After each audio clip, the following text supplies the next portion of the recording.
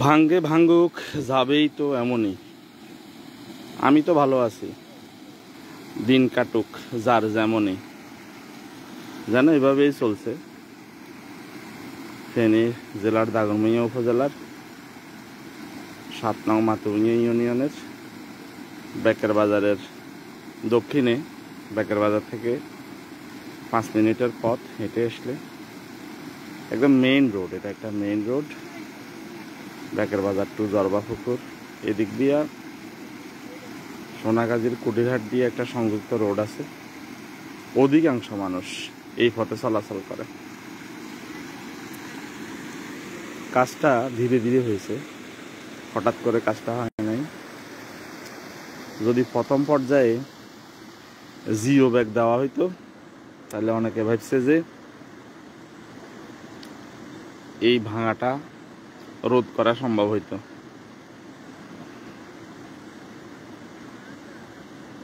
ভাঙতেছে, কতটুকু ভাঙবে বলা যায় না। গত বছর বন্যা থেকে এই ভাঙাটা তীব্র আকার ধারণ করছে। ওই হিসেবে প্রায় 1 বছর হয়ে গেছে। পদক্ষেপ নিতে কেন অবহেলা অনেকেই বুঝে না। কথাটা এরকম, ওই যে যার যাইতেছে সে বুঝে। আমার তো কিছু হইতেছে না।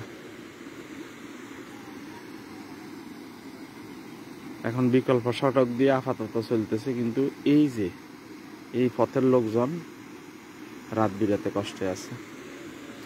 পানির স্রোত তীব্র আকার ধারণ করছে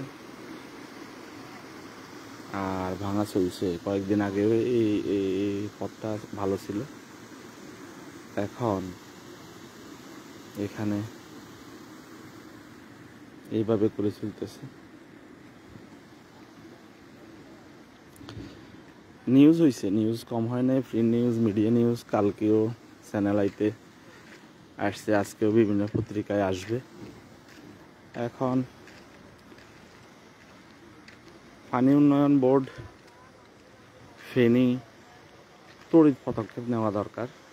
আমাদের সিস্টেম হচ্ছে অনেক সময় আমরা যে আপাতত যেভাবে আছে চলুক, শুকনা মৌসুমে একটা কিছু করবো, এরকম চিন্তা ভাবনা থাকে।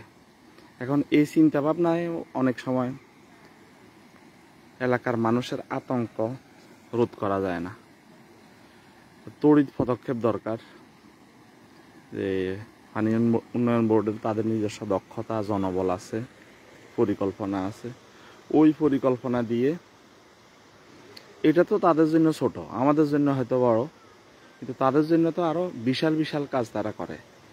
তো ওই হিসাবে এটা তো তাদের জন্য কিছুই না। কেন তারা কাজটা করতেছে না, অবহেলা করতেছে, এটা তারাই ভালো জানে। কিন্তু আমরা ভুক্তভোগী। আমার বাড়ি বেকের বাজারের উত্তর পাশে, এই কাজটা হচ্ছে বেকের বাজারের দক্ষিণ পাশে। আমার বাড়ি থেকে এখানে বাইকে করে আসলে 3 মিনিট লাগে, হেঁটে আসলে হয়তো 10 মিনিট লাগে, বেকের বাজার থেকে হেঁটে আসলে 5 মিনিট। এভাবে করে চলতেছে। এই পথটা খুব চমৎকার ছিল, চমৎকার পথ ছিল। এরকম রাস্তায় ছিল, এরকম রাস্তা ছিল, এরকম রাস্তা এখান থেকে এভাবে করেছিল। কিন্তু এই অংশটা, এখানে গার্ডওয়ালও আছে, কাজ চলছিল, কিন্তু বন্যার কারণে গত বছর বেশি ক্ষতিগ্রস্ত হয়েছে।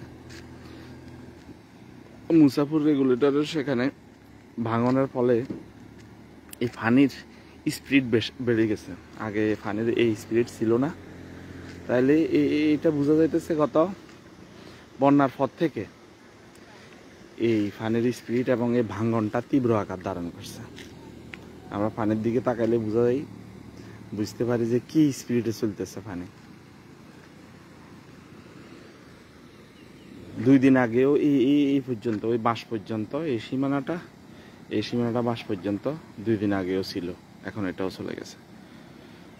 তো এখন আস্তে আস্তে এই আবাদি ভূমিগুলা, এই বাড়িগুলো আস্তে আস্তে বিলীন হওয়ার উপক্রম হবে।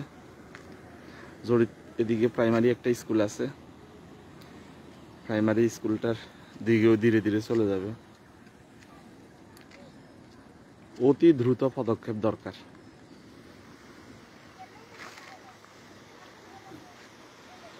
ভালো থাকুন সবাই, দোয়া রাখুন। আসসালামু আলাইকুম রহমতুল্লাহ।